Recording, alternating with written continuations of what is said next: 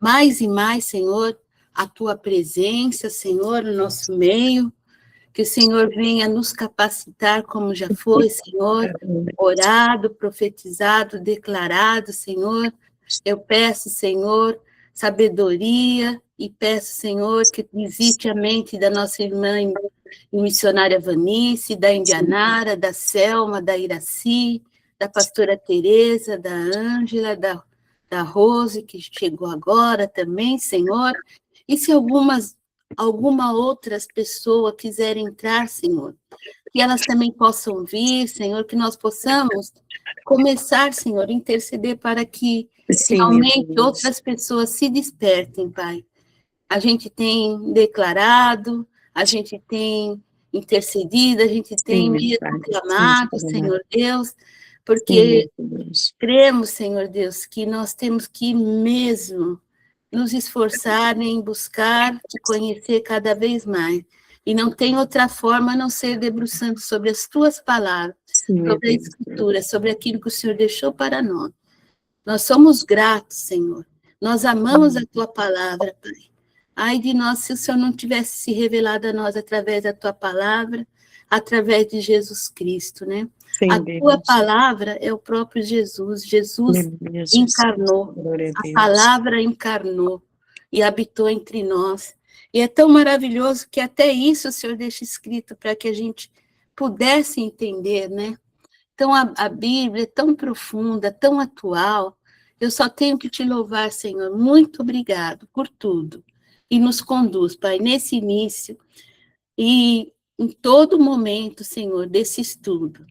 Porque nós sabemos, Pai, que o tema é um tema profundo que nós vamos abordar hoje.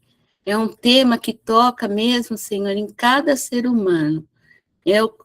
É algo que nos constrange, que nos aflige, porque nos deixa calados sem resposta. Mas, Senhor, que nós possamos mesmo, Pai, ser edificados no Senhor, fortalecidos em Ti, e que a nossa fé, Senhor Deus, seja aumentada no fim desse estudo. É o que eu te peço e eu já te agradeço em nome de Jesus. Amém. E amém. Antes de eu começar, eu queria só falar, sabe, Indianara, eu apertei lá no link e apareceu como indisponível lá no Face. Abriu 2 vezes o Face. O Face não, é o YouTube. É. Não, hoje, quando eu falar algumas coisas meio estranhas, assim, vocês me corrigem, tá? É o YouTube. Abri o YouTube, mas escreveu indisponível. Depois você dá uma olhada lá, tá? Eu vou testar aqui com o Fernando, que eu testei no dele e foi. Então, aí tá lá, que eu subi no modo privado, aí só quem tem o link tem acesso aos vídeos. E ficou bem bonitinho até. Então, aí não sei o que aconteceu, porque eu tentei no celular, depois tentei aqui no Note também, e apareceu da mesma forma, indisponível. Para mim também não aconteceu, mas eu descobri que a gente tem uma cantora também. Esse vídeo eu consegui. Depois a Indianara veio e ela está nos abençoando, né, até atualizando a gente na tecnologia, e eu acho isso muito legal, né? Que é assim que a gente vai aprendendo, né? E nós precisamos, né? De grão em grão, nós vamos, né, indo, daqui a pouco a gente já está bem melhor nessa questão.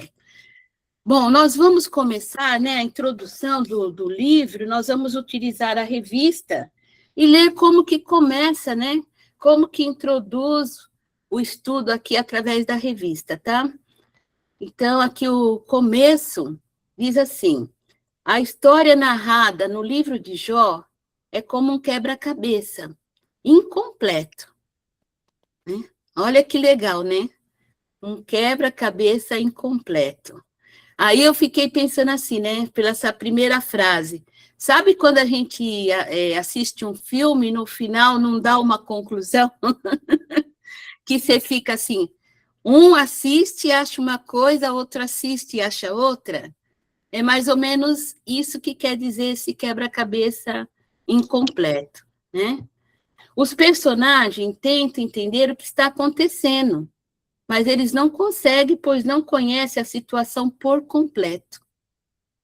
Apenas no final é que tudo é esclarecido. Às vezes vivemos momentos assim. Precisamos lembrar que Deus tem todas as peças do nosso quebra-cabeça e as revelará a nós quando e como lhe aprover. Então, aí fala da soberania de Deus, né? Então, confie em Deus, assim como Jó confiou. Né? E esta introdução foi retirada e adaptada da Bíblia das Descobertas, que é da Sociedade Bíblica do Brasil, está na página 479, tá? Então, como até na oração mencionei, todos que quando fala Jó, até as pessoas que não sabem nada da Bíblia, né? Elas falam assim, a paciência de Jó, é um ditado, né? Então, nós sabemos que o que está no centro desse livro é o sofrimento, né? Mas ele vai mais além disso. Quando fala da paciência, é que ele persistiu, né? Mas ele persistiu diante de uma situação caótica de sofrimento mesmo, né? Então, essa experiência não tem quem não tem um sofrimento, maior, menor na sua vida, né? Acho que durante qualquer ciclo da nossa vida a gente experimenta isso, é uma experiência comum ao ser humano, né? E então esse livro, ele é um livro que ele é chamativo, angustiante, pode ter mil e outros adjetivos para definir, né? O personagem principal lógico, é Jó, que é o que sofre, né? Mas no final a gente não consegue entender a causa do sofrimento, né? E o próprio Deus já fala que ele está sofrendo sem causa, né? E por causa disso, muitos questionam, isso é uma coisa muito comum, né? O pessoal questionar a justiça, a bondade de Deus, né? E até mesmo durante o livro a gente vai ver alguns momentos Jó questionando isso também, né? As pessoas muitas vezes diante de catástrofe, de sofrimento, falam assim, Deus existe, então por que acontece isso, né? Então, se Deus é responsável, porque ele é responsável por tudo, e se ele é bom, então, se ele é justo, por que acontece essas coisas, né? Então, é um livro que ele é comovente, né? De um modo geral, mas ele também é muito complexo, né? Ele é um dos livros considerados mais antigos, né? Tem gente que fala que esse livro relata um período antes mesmo do Pentateuco, né? Ele é um livro antigo e, segundo os estudiosos, ele é considerado de difícil interpretação, né? Às vezes a gente lê, a gente ouve as pregações, a gente vai só ficar assim, extasiada, às vezes, com a forma como está escrito. Quem que caiu aí, gente? A irmã Iraci. A Iraci. Alguém, eu vi que caiu alguém aí, mas... Tá? E, assim, os estudiosos em muitas coisas, eles não têm consciência em relação ao próprio livro. Uns acham que tudo que está no livro é original, tem outros que acham que foi acrescentado depois coisas ao livro, né? Mas a gente não tem essa certeza, né? Quando a gente vê as pregações normalmente, né? Não colocando dentro de um livro como um todo, como nós fazemos aqui, né? Que é um estudo panorâmico, voltou, né, Iraci? Agora você está mutada, a gente não ouve.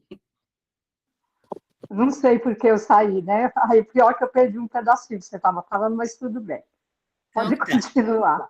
Vamos continuar. Ainda não saímos daqui da introdução, né? Então, quando a gente fala assim, que a gente vai no culto, né, e tem uma pregação, geralmente a gente fica muito assim, vamos dizer, contemplada, impactada com certos versos que tem, né? A gente acha profundo, tal, mas a gente nunca não quer, quando eu falo a palavra nunca, é uma palavra que não é certa, né? A maioria das vezes, a gente nunca coloca o livro dentro da perspectiva total do livro. A gente vê assim, os capítulos, né, quando a gente está no culto, na maioria das vezes, como uma coisa estanque, né? Então, a gente, às vezes, fica assim encantada, até porque esse livro, na nossa Bíblia, ele abre o conjunto dos livros chamados poéticos, né? Quando a gente viu aquela divisão lá dos livros que tem na nossa Bíblia, né? Primeiro a gente tem os livros da lei, depois a gente tem os históricos, que terminou com Esther, começou com Josué, foi até Esther. Agora nós temos os livros chamados poéticos, que começa com Jó, né? Depois a gente tem os Salmos, tem Provérbios, tem Eclesiastes, são os livros que formam esses livros poéticos aí, né? Acho que eu pulei um, mas não faz mal. Depois vocês conferem lá, eu sei que vocês já sabem, né? E eles são chamados de poéticos porque a gente vai ver que é o meio do livro, né? E eles têm, assim, na sua forma de escrita, versos mesmo, dentro de uma rima que eles falam que é a métrica hebraica. Então, ele é poético mesmo. No entanto, né, dentro dessa poesia, ele tem bem estabelecido dentro do livro, né, um começo, um meio e um fim. Então, tudo bem definido. O início é prosa e também nós vamos ver o final também, que é prosa, ou narração, né? Então, só o meio que você vai ver mais essa poesia, mas o meio é a maioria dos capítulos que compõem esse livro, tá? Colocada esta introdução, nós vamos ver aqui, seguindo, né, a revistinha, nós vamos começar com essa visão panorâmica do livro, dando as informações básicas. Então, sempre nós começamos pelo autor, né? Então, aí na revistinha, o primeiro item é autor. E tá o quê? Desconhecido, né? Então, aqui, ó, conforme a gente lê, né, a gente também não consegue perceber a autoria, né, do livro. Pela leitura mesmo, você vê que você não encontra o nome de um autor. Então, é considerado anônimo, né, desconhecido. Entre os estudiosos, né, eles vão basear tudo, né, em relação à autoria e à data nas experiências externas do livro, né? Localização, o período histórico pela descrição, né, que faz dentro do livro, e alguns nomes que alguns sugerem, né, quando você vai vendo vários estudos, pega até várias bíblias de estudo antigas, assim, eles colocam, né, sugestões de autoria, que vai desde Jó mesmo, Moisés, Salomão, ou um dos personagens do livro, que também é Eliú, né? Mas nenhum desses dá para a gente bater o martelo e falar que é o autor. A data, como a gente vê aqui na revistinha, né, está escrita assim, no tempo de Abraão, né? Mas, igualmente, é desconhecida essa data, né? É um livro antigo, né? Porque eles colocam, por que no tempo de Abraão? O enredo se passa num período patriarcal, né? Jó, ele é um patriarca semelhante a Abraão, por isso que eles colocam no tempos de Abraão, né? Por que é semelhante a Abraão, né? Que como Abraão, ele era sacerdote do seu lar. A gente vai ver isso no primeiro capítulo, né? ele era um sacerdote, ele oferecia sacrifícios pela família dele, orava, abençoava, né? E isso é bem característico de Abraão, né? E, assim, quando a gente fala sacerdote, não é o sacerdote que a gente vê, assim, o sacerdote levítico, né? Que é estabelecido muito tempo depois, lá no Sinai, quando Deus dá a lei para Moisés, né? Não é nesse período, é muito antes. Então, por isso que é colocada aí, né? Provavelmente pela semelhança no tempo de Abraão, né? E a data, que a gente fala assim, tudo é pelas evidências externas do livro, quando fala da cidade de Uz, que é logo no começo, né, no capítulo 1, é uma cidade que não está dentro dos limites de Israel. E também faz com que o Jó, ele não é considerado um israelita. E também que ele tenha vivido antes da aliança também com Abraão, porque depois de Abraão, Deus escolhe uma família. Então, na aliança com Abraão, né, estabelece-se uma família. Deixa eu ver o que mais, né? Então, seria até antes disso. Provavelmente, dentro do enredo, né, contam um tempo, mas pode, e é o que provavelmente aconteceu, foi escrito muito tempo depois. Aconteceu num período antigo, mas foi escrito depois, né? E com isso que a gente tira em relação à data, que é uma data antiga, mas que a data de composição certinha é desconhecida, tá? O item C dessa informação básica é versículo-chave. Está em Jó, aqui na revistinha 42:5. Então, vamos abrir a Bíblia para a gente ler, porque aqui só cita, mas para a gente ter uma aula que esteja mais, faça mais sentido para nós e melhor conduzida, a gente vai ler esse versículo de Jó 42:5. Eu quero ler nessa versão antiga, vou pedir para a pastora ler, e a Ângela ler na NVT. Então, livro de Jó 42, eu nem falei, né, mas depois eu falo, não tem importância. Eu primeiro, Sil, ou a pastora?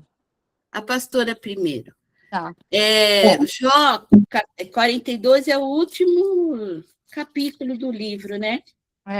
Nós já lemos tanto esse Jó 42, a gente ama essa parte de Jó, que é a melhor, né? Pode ler? Pelo menos é uma novela de sofrimento, mas com final feliz. É verdade. Pode ler? Pode. Com o ouvir dos meus ouvidos, ouvi, mas agora te veem os meus olhos. Aleluia, né? Então, glória a Deus. Né? Com o ouvir dos meus ouvidos, ouvi, mas agora te veem os meus olhos. Quer dizer, antes ele escutou tudo, mas agora ele estava vendo, né? Deus face a face. Então, é muito lindo. Agora, lê no seu aí, por favor, que é um pouquinho diferente, mas eu acho essa versão muito melhor. legal, muito legal. Antes, eu só te conhecia de ouvir falar. Agora, eu te vi com meus próprios olhos. Olha que maravilha, né? Olha que, assim, é a mesma coisa, mas você vê como a forma de escrever, né, muda. Né? Muda. Oi. Eu estou com a King James aqui, que é também uma outra. Quer que eu leia? Pode ler. Ele fala assim: de fato, meus ouvidos já tinham ouvido a teu respeito. Contudo, agora os meus olhos te contemplaram. Bonito também. Mas é Lindo, né? basicamente a sua versão também, né? Né? Eu, com meus ouvidos eu ouvi, né? Mas agora meus olhos te Te veem, né? É. Mas eu acho, assim, muito lindo, né? Antes eu te conhecia de ouvir falar. Tem um louvor do Ademar de Campos, acho que não é do tempo da Indianara, né, Indianara? Mas você ouve ainda muito louvor, aquele louvor grande, é o Senhor. Eu gosto bastante de louvor antigo. Então, não sei até que ponto você conhece esse pastor aí, mas ele foi um ícone, assim, num tempo de avivamento, né, com os louvores. E ele tinha um louvor que começava assim, né, pastora Terê? Antes Eu te conhecia de ouvir, falar, mas mas agora de contigo está. andar. Ixi! Essa dupla não deu certo. Não faz mal, mas depois, assim, né, eu acho que a Rose também conhece, né, Rose? Sim, conheço. Você devia ter feito. A Rose, a irmã Vanice, que é do tempo da irmã Vanice, da irmã Iraci, né? Um louvor muito lindo, mas lindo, é baseado lindo, nessa parte, né? E começa dessa forma. Antes eu te conhecia de ouvir falar, mas agora de contigo está. Então, assim, é outro nível, né? E a gente vai ver por quê depois. Este versículo-chave é dado aqui na revistinha, mas na Bíblia de estudo da aplicação pessoal, é dado Jó, capítulo 2, versículo 3. E a Ângela Souza vai ler, né, Ângela? Eu tinha estudado ontem à noite, eu falei, tá diferente a Bíblia, né? Isso daí é estudo. E cada um, quando faz seu estudo, ele tem a sua autonomia de colocar e dar a sua, né? Por isso que a gente cita as fontes. E tudo isso aqui é didático, né? Porque nós somos grupo de estudo. E nós, né? Nossa autonomia, que a gente não tem, não está seguindo um currículo de ninguém, nós estamos no nosso, né? Então, do céu, nós estamos seguindo o currículo do céu, professora. Então é isso. Pode ler aí, por favor, Ângela. 2, e vocês 3, né? podem anotar, o versículo-chave é o capítulo 2, e o versículo, né, que eu falei? 3. 3. Então o Senhor perguntou, você reparou em meu servo Jó? Não há ninguém na terra como ele. É homem íntegro e correto, teme a Deus e se mantém afastado do mal. E não perdeu sua integridade, apesar de você me ter instigado a prejudicá-lo sem motivo. Indianara, lê aí na que você colocou, na versão que você colocou.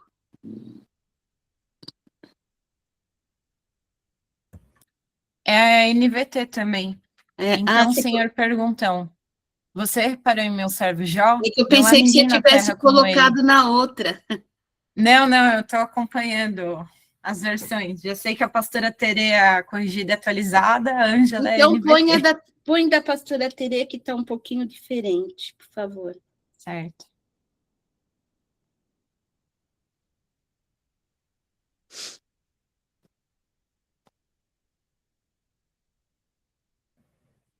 Pode colocar, Indianara. E disse o Senhor a Satanás. Então, esse comecinho, né? Porque na outra, né, só fala, né? Já que então o Senhor perguntou, né? Então, aqui já começa assim. Então, o Senhor disse a Satanás. Então, é bom a gente pegar as várias...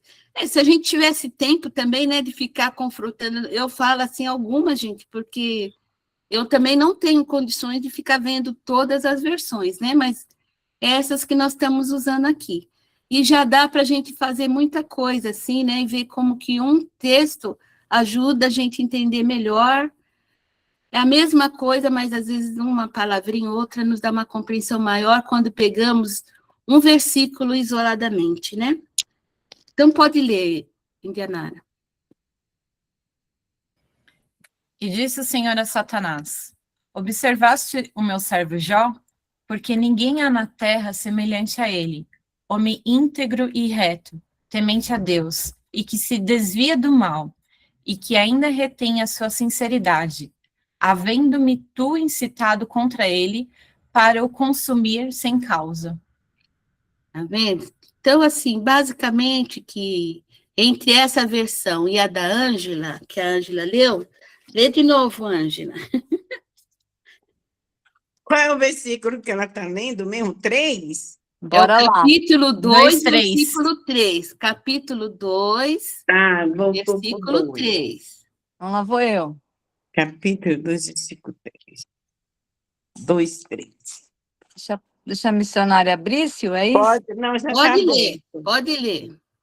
Então o Senhor perguntou: você reparou em meu servo Jó?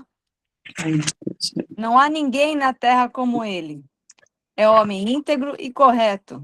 Teme a Deus e se mantém afastado do mal. E não perdeu sua integridade, apesar de você me ter instigado a prejudicá-lo sem motivo. Tá? É que aí, né, a gente pegando esse versículo isolado, né, você teria necessariamente de estar vendo o anterior, né, que o Senhor está falando com Satanás. E aí, se você pega na outra versão... Quer que eu leia o anterior, o 2? Não precisa, não, porque já está aparecendo aqui na tela, né? E eu acho que já ficou bem claro para as pessoas, né? Porque ambos, né, falam da integridade e da sinceridade de Jó, e que Satanás está incitando, né, o Senhor a prejudicá-lo, né? Ou é muito interessante, porque aí, ó, fala assim, na versão que a pastora leu, né, que fala assim, você está me incitando contra ele para o consumir sem causa. Sem causa. Tá? Sabe, eu acho legal, até vocês grifam aí nas suas Bíblias, porque isso aqui é a introdução, né? Praticamente o capítulo 1 e 2 é a introdução do livro, né? E aí, para a gente ver no final, que a gente fala assim, é como chegar no final e a gente poder dar várias respostas também à questão do sofrimento, né? Mas aí o Senhor fala assim, ó, que Satanás está instigando a prejudicá-lo sem motivo, tá? Então, eu estou colocando isso daí porque, às vezes, a gente sempre fala da integridade de Jó, tal, né? Né, Ângela? A gente tem costume de falar isso, mas a gente não presta tanta atenção que está aqui definido nesse versículo, né? Que o Senhor fala assim, que está incitando a prejudicá-lo sem motivo, sem causa. Interessante, né? Isso é logo no capítulo 2. Então, esse versículo, né, é um versículo-chave também. Um é colocado, você vê, esse que está na revistinha é o final. E esse outro que está na Bíblia vem no início. No início. Né? Tanto que até eu falei para a Indianara, né, se a gente pudesse estar vendo hoje o vídeo, porque eles colocam isso naquele vídeo, né? Sim. O começo e o fim eles já colocam logo na introdução, porque só que é assim, né? Tipo a gente começar a ler um livro, ler a primeira página, a segunda, entende o que está acontecendo e já passa para o final, né? Só que no meio tem muitas coisas, né? Tá? Bom, continuando, a palavra-chave aí não tem outra palavra que define que não seja sofrimento. E aí, só acrescentaria, aqui, né, no D, tá a palavra-chave sofrimento. Aí eu colocaria o E, o propósito, né, que também está na Bíblia de Estudo de Aplicação Pessoal, que vai falar assim, que o propósito é demonstrar a soberania de Deus E o significado da verdadeira fé. Trata da questão do sofrimento do justo. Então, este é o propósito que eu colocaria aí, acrescentando dentro dessa visão panorâmica como sendo o item E, tá? Amém? Então, vamos para frente. Vamos para frente, então, gente. É a soberania de Deus, é isso, né? O propósito. Soberania de Deus. E o significado da fé, né? Porque, assim, eu acho que o que diferencia uma pessoa que lê e conhece a Bíblia e não faz, a Bíblia não produz nada nela, o diferencial é a fé. Porque quando a gente tem fé, a palavra viva, que é essa palavra que está aí, que nós lemos e aprendemos, ela faz o que tem que fazer dentro de nós.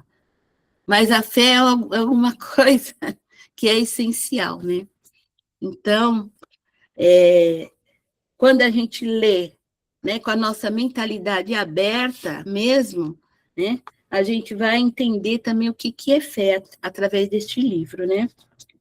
Tá bom, então vamos lá para o próximo item, que aqui é a pancada, né? O esboço. Aqui vocês podem tanto ir olhando pela revistinha, ou se quiser, pode acompanhar aí, né? No compartilhamento da tela.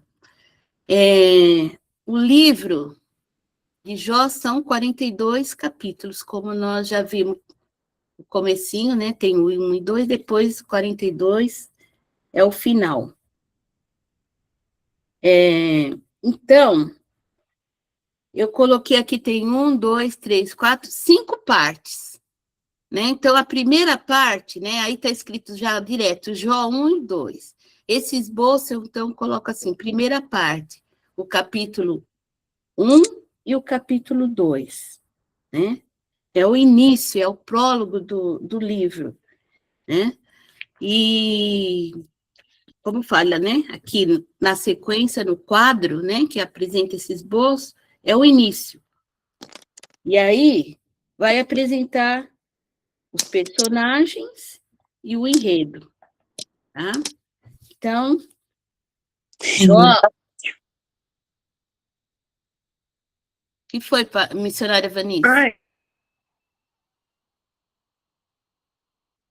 Você está falando... Primeiro você falou e a gente estava ouvindo. Agora você está falando, mas você fechou... O que foi? Não, eu só falei assim, início.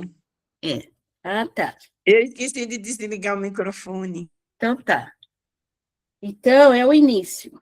O capítulo 1 e 2... são 2 capítulos, mas ele é o início do livro, né?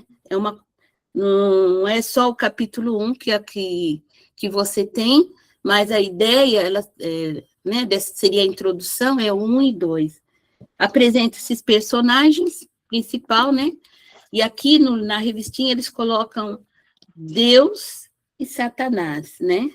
Então, aqui a gente vai ver, nesse início, a apresentação do Jó, principalmente no versículo 2, no capítulo 2, no versículo 3, que nós acabamos de ler, né? E o cenário aí, né?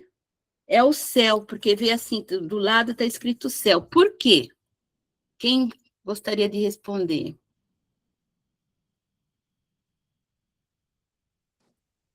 Porque houve a reunião lá, né, no céu de Deus Isso. com os anjos, né? E aí ele se meteu na conversa, né? Coloca aqui no céu, porque assim, a reunião com Deus, está escrito Deus e Satanás. Então, onde que houve esse encontro? Foi no céu. Por isso que tem aí escrito céu, né? E aí Deus vai apresentar a sua visão, né, da questão do sofrimento, que é justamente o versículo que nós acabamos de ler, tá? Então, essa é a primeira parte. A segunda parte vai do capítulo 3 até o capítulo 31. Então, você vê que é a parte maior do livro, é a parte que vai entrar, assim, em termos da literatura, né, a forma literária, vamos dizer, que aí a gente vê que é a poesia mesmo, né? É a poesia hebraica. Mas essa parte aí é a parte intrigante. Aqui na revistinha vai ter ciclos de debate, né? Mas esta parte é intrigante porque é aí que Jó, ele vai ser testado. Tá? É muito importante isso, né? Ele é testado porque, de repente, né, ele não vai compreender. Ele tinha tudo, estava tudo bem, e fez assim, de uma hora para outra, né? Ele perde tudo, inclusive os bens, a saúde, tudo. Então, é um sofrimento, é uma calamidade. Então, ele vai ser testado nesse ciclo aí, né, de debates que está falando, e onde ele vai ficar fazendo várias perguntas. E debates por quê? Porque a gente sabe, como está escrito aí, em termos de pessoa, vai aparecer os amigos de Jó. Né? Aparece 3 amigos, o Elifaz, o Bildade e o Zofar. E eles vão tentar, Jó está sendo testado, eles aparecem para consolar, depois eles vão tentar dar uma explicação para Jó desse sofrimento. Né? Jó não está entendendo nada, começa a querer, eles veem tudo que aconteceu e eles vão querer responder, né? Mas eles têm uma mentalidade, né, assim, de causa e efeito, que Jó está passando por aquilo porque é pecado. Ele pecou, então ele está passando por esse momento, né? Dentro disso, se vocês quiserem escrever, eu vou estar destrinchando um pouquinho. No capítulo 3, né, se vocês quiserem anotar, vai ter o lamento de Jó, que é aí que a gente fala que ele não está entendendo nada, né? Capítulo 3 é o lamento de Jó. Do capítulo 4 até o 27, dentro dessa segunda parte aí, vai apresentar 3 ciclos de diálogos. Aí na revistinha está escrito discurso, debates, né? Eles colocam ciclo de debate, mas eu vou colocar aqui como diálogos, porque eu acho que dá para entender melhor. Porque eles vão falar dar uma tese falando alguma coisa para Jó e Jó responde. Então, é um diálogo, né? Um amigo fala e Jó responde. Amigo, né, entre aspas, Elifaz, Bildade e Zofar, tá? Então, isso acontece, né, como eu falei, do capítulo 4 até o 27. No capítulo 28, aqui é colocado como um poema sobre a sabedoria. Né? E do capítulo 29 até o 31, vai ser o último discurso de Jó.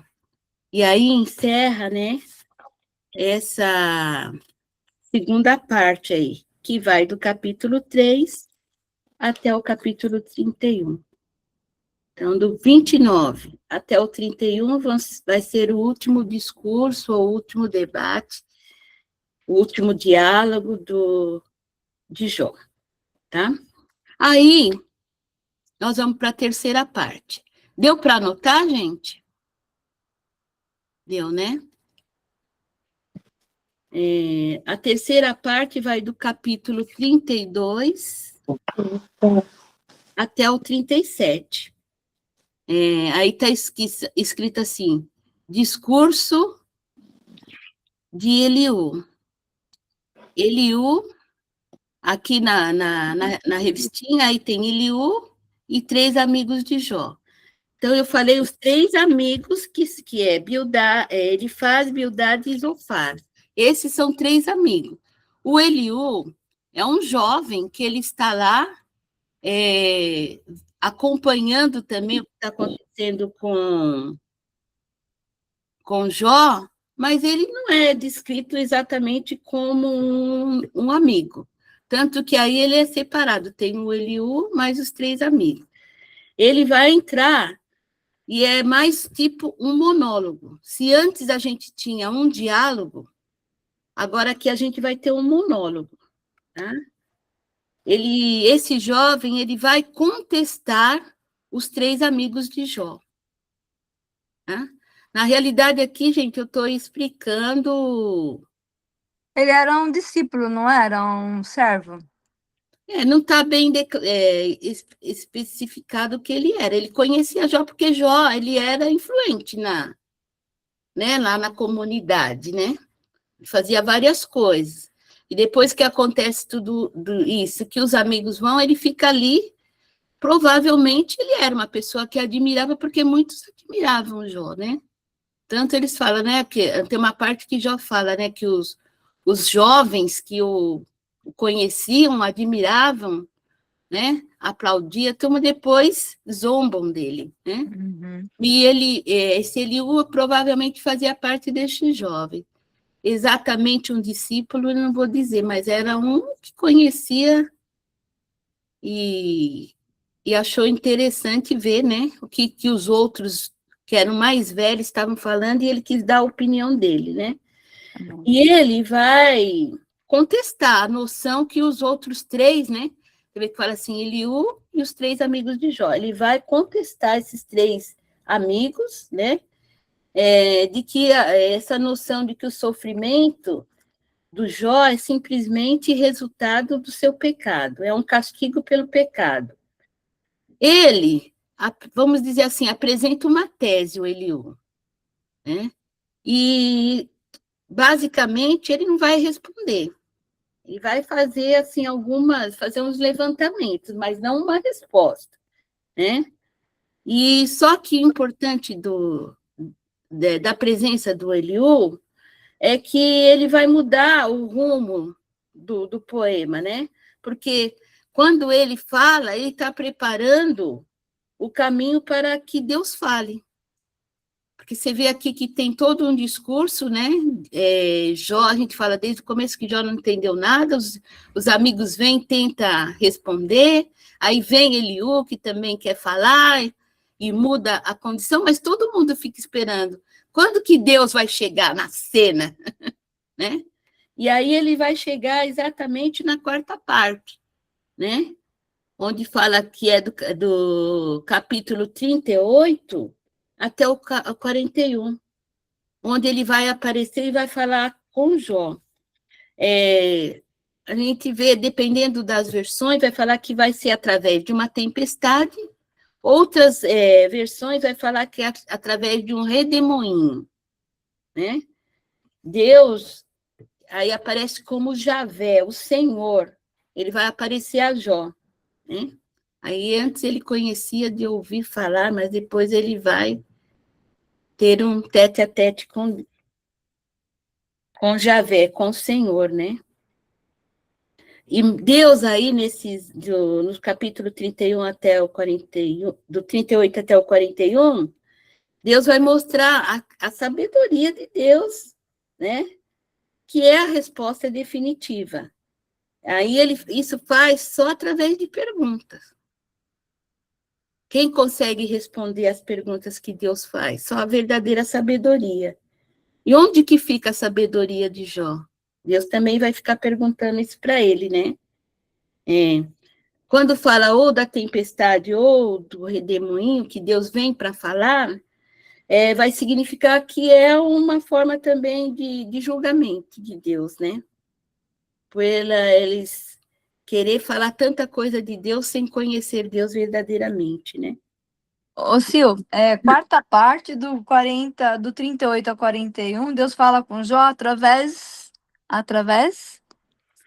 Ou de uma tempestade ou de um redemoinho. Tá, e Deus mostra? A sua soberania? Ele mostra a sabedoria. Tá. Ele é a própria sabedoria, né? Então, ele faz as perguntas que só a própria sabedoria vai poder responder, Amém. Amém. né? Tá. Então, ele Obrigada. faz um monte de perguntas. Só para anotar aqui que eu estou pondo quarta parte, Deus fala, e a última eu não consegui acompanhar. Obrigada. Deu para ver agora, né? Deu. Então, é bem isso, né? E a questão de Deus, da soberania de Deus, é que no final, ele faz toda essa questão, tem que ficar claro que ele é a sabedoria, ele é o soberano, e o porquê, só ele mesmo que sabe. Entendeu? Então, por isso que até hoje, quando a gente acontece algumas coisas para a gente, né, que a gente não entende, a gente fala assim, não adianta ficar perguntando por quê, né? Não é isso que a gente fala? E a maioria responde, Deus no controle. Né? Porque o porquê é muito complicado, né? A gente tem que tentar entender que tem um propósito. Que Deus não faz as coisas por fazer, né? Porque nosso Deus é um Deus de propósito. E a quinta e última parte é a conclusão, né? Que é essa parte maravilhosa, que é onde Jó, depois que Deus aparece para ele, né? Ele reconhece as palavras de Deus e o final é feliz. Então, Jó, ele vai responder de modo humilde, porque ele questionou bastante Deus, e ele se arrepende. E ele vai se submeter a tudo que Deus fala. Ele reconhece que realmente Deus é todo-poderoso. Que aquela sabedoria, né, aquela pergunta toda que Deus faz, ele não ia poder responder para um Deus criador do universo e de tudo, onde a vontade dele prevalece, né? Mas o lindo é que Deus fala com ele, Deus perdoa de certa forma, né? Porque Deus não condena ele pelas perguntas, às vezes até a gente pode até considerar, né, dentro de uma reverência que ele foi irreverente, mas Deus considera que isso daí foi importante porque ele foi íntegro e foi sincero, né? E ele tinha uma esperança que Deus ia, por fim, Deus ia se levantar e ia, né? E Deus ia falar para ele, né? Por isso que também, quando a gente vai ler e vai acontecendo isso, né? Eu sei que meu Redentor vive e no final ele vai se manifestar. E Deus se manifestou no final, né? Esse versículo é um versículo que todo mundo gosta de falar, né? Que é muito lindo, né? Então, Jó, ele é reconciliado com Deus, né? A sua fortuna e a sua fé, tudo é restabelecido, né? Ele encontra graça aos olhos de Deus. Quando confrontado por Deus, ele responde, né? Com arrependimento e submissão. E outra coisa muito linda desse último capítulo, que é a conclusão, né? Que Jó também se torna um intercessor dos seus amigos. Tá vendo, Vanice, como é importante a figura do intercessor? Né? A missionária Vanice, que é a nossa líder aí da intercessão, né? Então, é isso.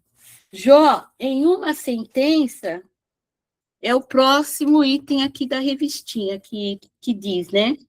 O Senhor é soberano, ele usa o sofrimento para amadurecer e aprofundar o relacionamento com seu servo Jó.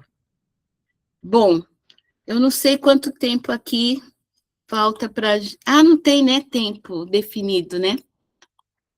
Mas, assim, já seria o final da aula. E aí, eu queria fazer duas coisas. A gente fechar, tirar a nossa foto e a Indianara apresentar aquele vídeo Quem conseguiu ver aquele vídeo primeiro?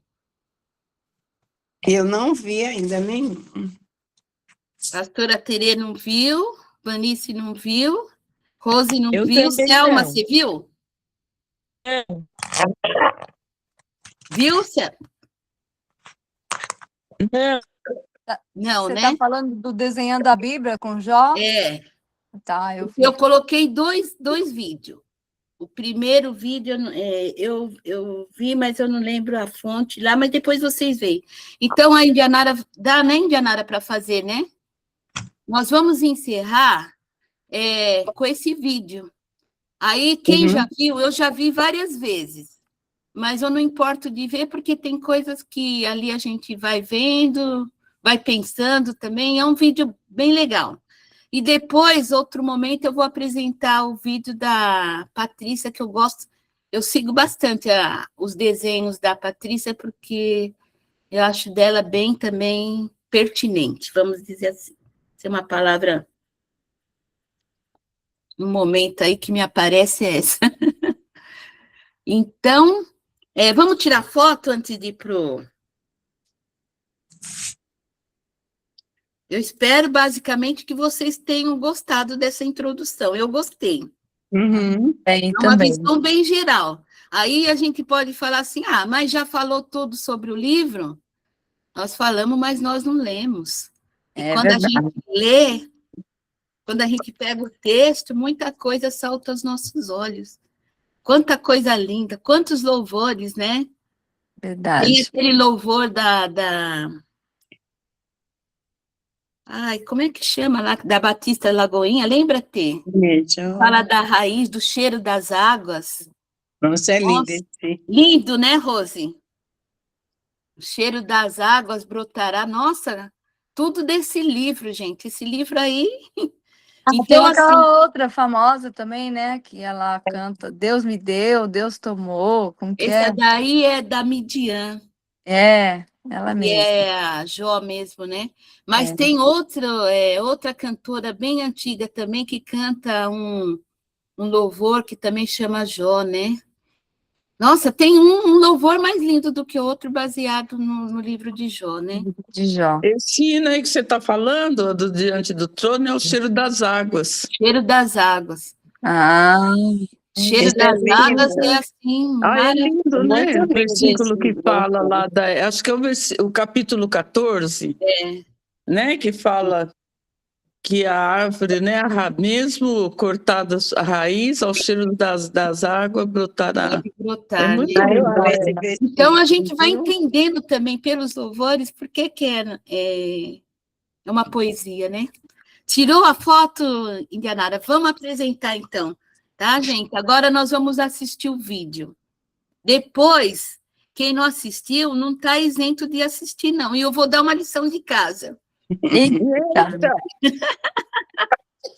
Para assistir Ó, o é vídeo. rapidinho. Eu coloco aquele vídeo que eu gostei, né? É, o primeiro. Tá. Deixa eu achar ele aqui. Então, Aberto. enquanto ela está achando, vocês já escrevem a lição de casa. Vocês vão fazer a pesquisa desses 3 amigos de Jó. Qual que é o nome deles mesmo, Ângela? Zofar, vou lembrar, vou falando os que eu lembro primeiro, tá? Tira o Eliú. Tira o Eliú. Não, o outro é Bildade, é isso? Humildade. Isso. E o outro Zofar. Peraí, professora, Elifaz. espera, não me apressa, professora. Soprou. Zofar e o Elifaz, né? É. E também vocês colocam Eliú, por quê? Eu acho que eu vou pesquisar sobre ele, porque eu fiquei bem curiosa. Eu lembro quando a Record exibiu, ele era um servo de Deus.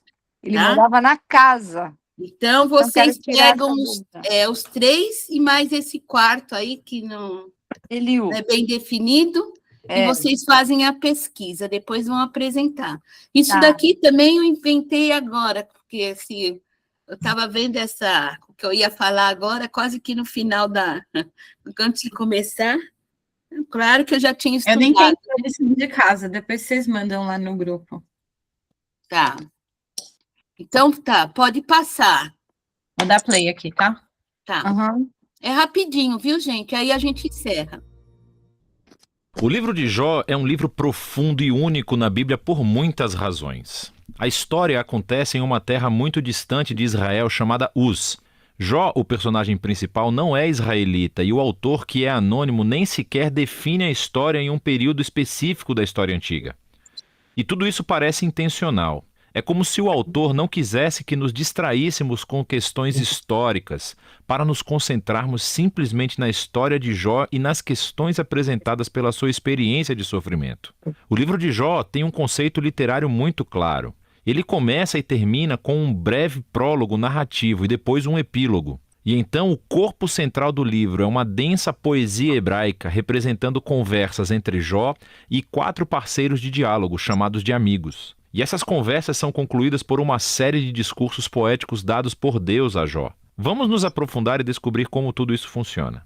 No prólogo, conhecemos Jó e aprendemos que ele é um homem íntegro e honesto que honra a Deus. Ele é um cara muito bom. E então, de repente, somos transportados para os reinos celestiais e Deus está na corte em sessão aberta com a sua equipe. É uma imagem muito comum no Antigo Testamento que descreve como Deus governa o mundo. Entre os seres celestiais está uma figura chamada Satanás, que em hebraico significa o acusador ou o promotor. E é como se estivéssemos assistindo uma cena no tribunal. Deus apresenta Jó como um homem verdadeiramente justo e o acusador desafia a política de Deus de recompensar pessoas justas como Jó. Ele diz: a única razão pela qual Jó lhe obedece é porque você o abençoou com prosperidade. Deixe Jó sofrer e vamos ver se ele realmente é justo. E então, Deus concorda em deixar o acusador trazer sofrimento na vida de Jó. Agora, é nesse ponto da história que a maioria de nós se pergunta: o quê? Por que Deus fez isso? E daí assumimos que esse livro vai responder a essa pergunta. Por que Deus permite que pessoas boas sofram? Mas o livro não responde a essa pergunta. Nada no livro responde a essa pergunta. O prólogo estabelece as questões profundas que esse livro está tentando responder. Pergunta sobre a justiça de Deus e se Deus opera o universo estritamente de acordo com o princípio da justiça. A resposta a essas perguntas vem quando você lê o final do livro, não o começo. A razão do sofrimento de Jó nunca é revelada. Assim, o prólogo é concluído com o sofrimento de Jó, que é abandonado por sua esposa e é abordado por 3 amigos que tentam oferecer sabedoria e conselhos. Os seus nomes são Elifaz, o Temanita, Bildade, o Suíta, e Zofar, o Naamatita. E tal como Jó, nenhum deles é israelita. Eles representam as filosofias predominantes do Oriente Próximo sobre Deus, o sofrimento e a condição humana. E isso nos leva para a parte principal do livro. Primeiro Jó fala, e é assim que essa seção do livro funciona. Primeiro Jó fala e depois segue a resposta de um amigo. Então Jó responde ao amigo e outro amigo responde à resposta de Jó, e assim por diante durante 3 ciclos. Todo esse debate se concentra em 3 questões. O caráter de Deus é verdadeiramente justo? Deus dirige o universo estritamente no princípio da justiça? Se sim, então como explicar o sofrimento de Jó? Como veremos, Jó e seus amigos partem de uma grande suposição sobre a forma como a justiça de Deus deveria existir no mundo, considerando especificamente que cada detalhe que ocorre no universo deveria estar de acordo estritamente com o princípio da justiça. Então, se você é uma pessoa sábia e boa e honra a Deus, coisas boas acontecerão com você. Deus te recompensará. Mas se você é mau e estúpido e faz coisas pecaminosas, coisas ruins acontecerão. Deus vai te castigar. O argumento constante de Jó através dos seus discursos é esse. Antes de tudo, ele é inocente, e a implicação disso é que seu sofrimento não é um castigo divino. Agora, através do prólogo, sabemos que ambas as coisas são verdadeiras. Lembre-se que o próprio Deus disse que Jó é justo e irrepreensível. Assim, Jó conclui seu argumento acusando Deus. Ou Deus não comanda o mundo com justiça, ou, pior ainda, o próprio Deus é simplesmente injusto. Os seus amigos, por outro lado, discordam. Seu argumento é que Deus é justo, sendo a implicação que Deus sempre governa o mundo nos moldes da justiça dessa forma. Assim, eles concluem acusando Jó e não Deus. Jó deve ter feito algo muito, muito ruim para que Deus o castigasse assim. Eles até começam a imaginar possíveis pecados que Jó tenha cometido. Jó protesta tudo isso. Na verdade, ele fica tão cansado dos amigos que acaba desistindo deles. Ele leva o seu caso diretamente a Deus. Agora, algo que você deve se lembrar é que Jó está vivendo uma montanha-russa emocional nesses problemas. Ele costumava acreditar que Deus era justo, mas agora ele não consegue reconciliar isso com seu sofrimento. E assim, em alguns momentos, Jó acusa Deus de ser um valentão. Ele declara que Deus orquestrou toda a injustiça do mundo. Mas no momento em que pronuncia esse pensamento, ele fica aterrorizado porque quer ter esperança e acreditar que Deus é verdadeiramente justo. Jó se sente muito confuso nessa parte e, assim, ele faz uma declaração da sua inocência e exige que Deus apareça pessoalmente para se explicar. É nesse momento que um amigo surpresa aparece, Eliú, o Buzita. Ele não é israelita, mas tem um nome hebraico. E Eliú tem a mesma suposição que Jó e os seus amigos. Ele argumenta que Deus é justo e que isso implica que Deus sempre opera o universo de acordo com a justiça. Mas Eliú tem uma conclusão mais sofisticada sobre por que as pessoas boas sofrem. Pode não ser castigo pelo pecado no passado. Deus pode trazer sofrimento como um aviso para ajudar as pessoas a evitarem o pecado no futuro. Ou Deus pode utilizar a dor e o sofrimento para moldar o caráter ou ensinar lições valiosas. Eliú não afirma saber por que Jó está sofrendo, mas uma coisa ele sabe: Jó está errado em acusar Deus de ser injusto. Jó nem sequer responde a Eliú e os diálogos chegam ao fim. É como se a sabedoria dos antigos tivesse chegado ao fim e o mistério permanecesse. Então, de repente, Deus aparece em um redemoinho e responde a Jó pessoalmente.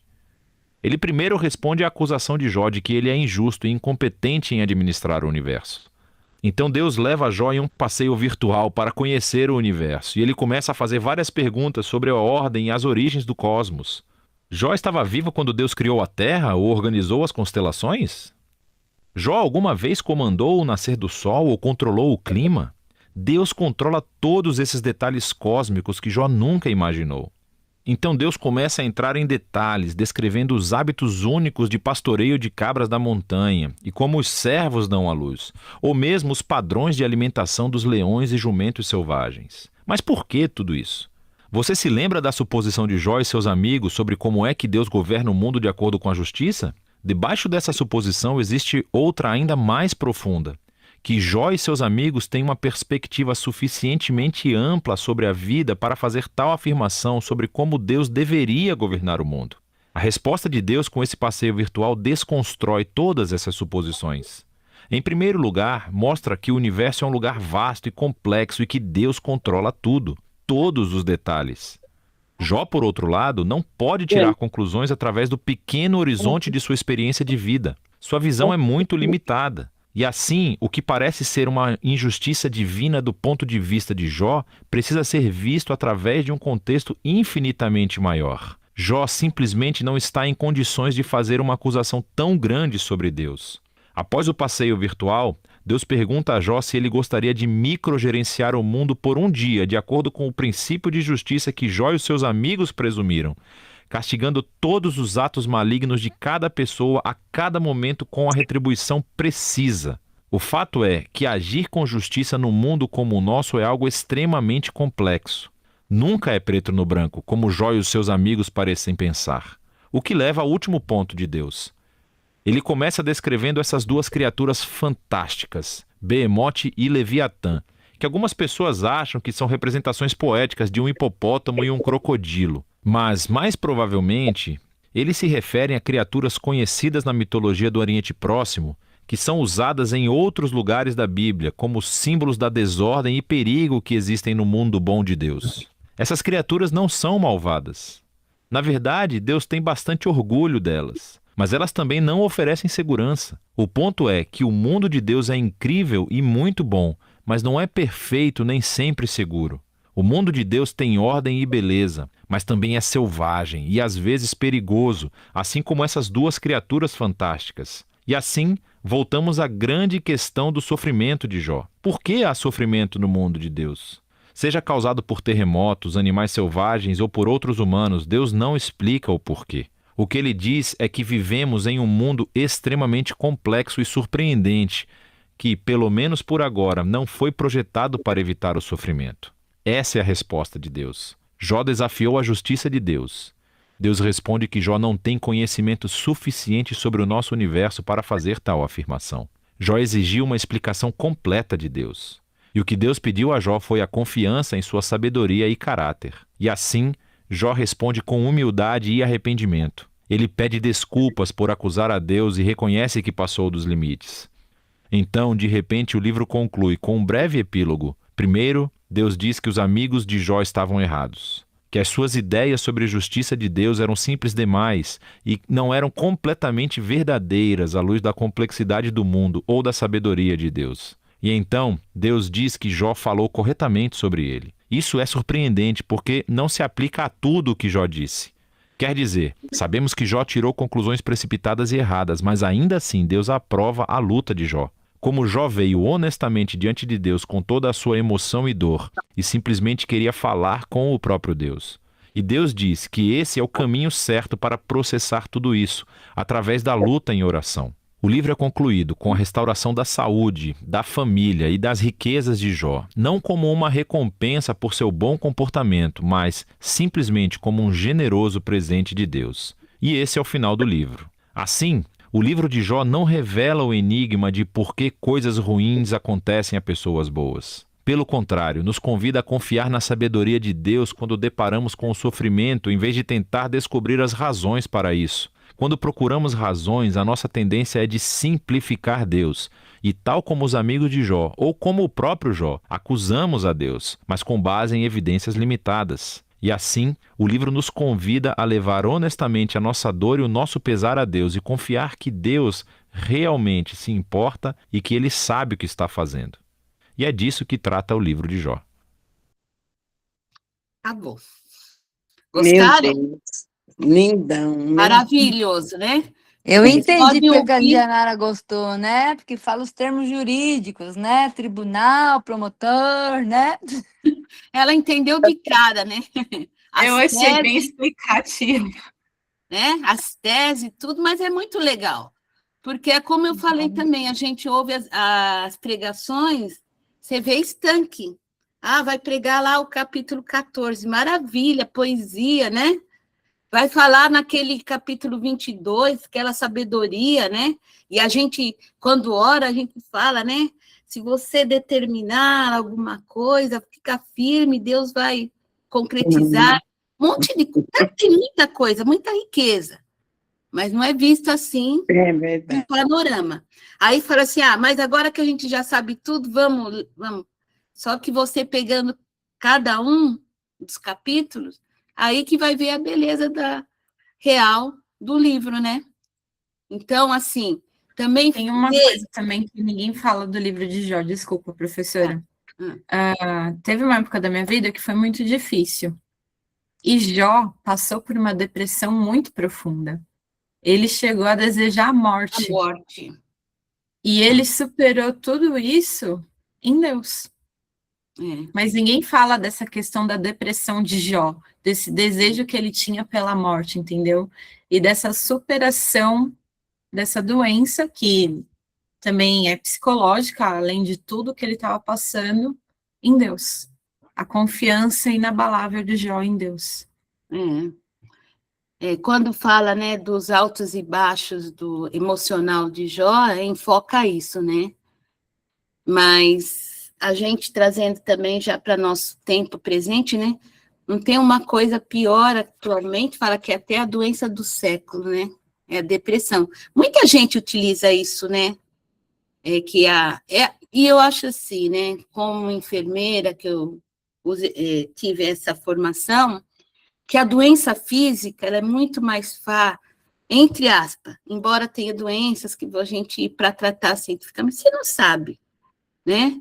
A gente tem vai até um limite da ciência, do que a gente conhece, mas, assim, independente disso, o que é mental e espiritual, gente, é muito difícil. É o verdade. mental, sabe, quando a gente passa, assim, estudando, e é muito complicado, sabe? E a gente também, outra coisa, né? Eu fico brincando assim, mas o que hoje me angustia também, assim, a gente vê a gente mais velha ficando com demência. Sabe? Então, assim, mas a gente tem que ter como a Indianara falou, né? Cada um de nós, Indianara, tem em ciclos da vida da gente, né? Porque quando a gente está na boa, a gente só acha que está na bênção, aí Deus está... Mas e aí quando vira? Né? Tem os dois lados. É muito bom esse livro, a gente pensar nisso, né? Então, e entender e viver bem. No final, eu acho que é assim, né?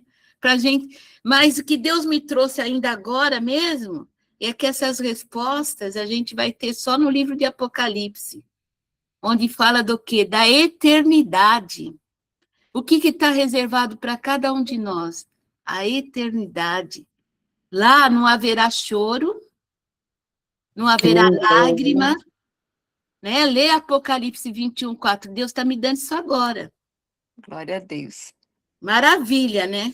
Então, lá a gente vai ter, né? Ou como está em Isaías, né? Eu gosto muito da passagem. Como é que vai ser? Não haverá jovem de... Ai, me deu um branco. Posso pegar Isaías 65 rapidinho? Quem quer ler? Agora vale a pena. Não, a gente começa, né? Mas não é maravilhoso, gente? Vamos falar a verdade, né? É tremendo, é tremendo. É muito lindo. A gente não tem palavras, né? Ó, tá em Isaías 60... Estou chegando. 75, depois do versículo 17, ali, que fala de como é bom novos ter céus uma e nova terra. pastora no grupo da escolinha. Bora ler, gente? Pode ler, pode falar aí que eu não vou abrir, não. É 65, qual pastora? É muito lindo esse. Vejam, criam novos céus e nova terra, e ninguém mais pensará nas coisas passadas. Alegre-se e exultem para sempre em minha criação. Vejam, criarei Jerusalém para ser um lugar de celebração. Seu povo será fonte de alegria. Eu me alegrarei por Jerusalém e terei prazer em meu povo. Nela não se ouvirá mais o som de pranto e de clamor. Nunca mais morrerão bebês de poucos dias. Nunca mais morrerão adultos antes de terem uma vida plena. Aí, vai indo. Aí, se a gente continuar, é maravilhoso. É lindo, né? É maravilhoso. Isaías, então, é isso. É bebê de poucos dias e adultos antes de terem uma vida plena. Aí você vê, ó, Isaías profetizou isso bem antes de Jesus existir, corporeamente como ser humano. Aí Jesus vem, né, faz todo o seu trabalho como homem, não deixando de ser Deus, mas deixando a sua glória. E depois ele se revela para João, lá no Apocalipse, falando que aí, né, quando chegar no final de tudo, que é o que nos reserva a eternidade, onde tudo isso que Isaías falou é realidade. Glória a Deus, aleluia. Glória a Deus, e essa palavra do Senhor se confirmando o tempo todo, né? Então é isso, gente. Fiquem na paz.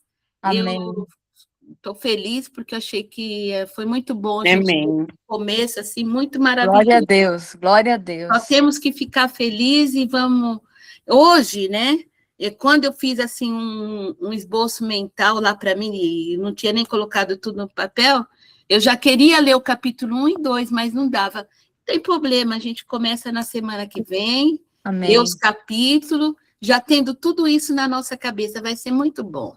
Amém. Amém. Amém. Glória a Deus, Pai. Deus abençoe. A paz do Senhor a todos. Deus abençoe. Boa noite. Deus abençoe. Tchau. Tchau. Fiquem com Deus. Amém.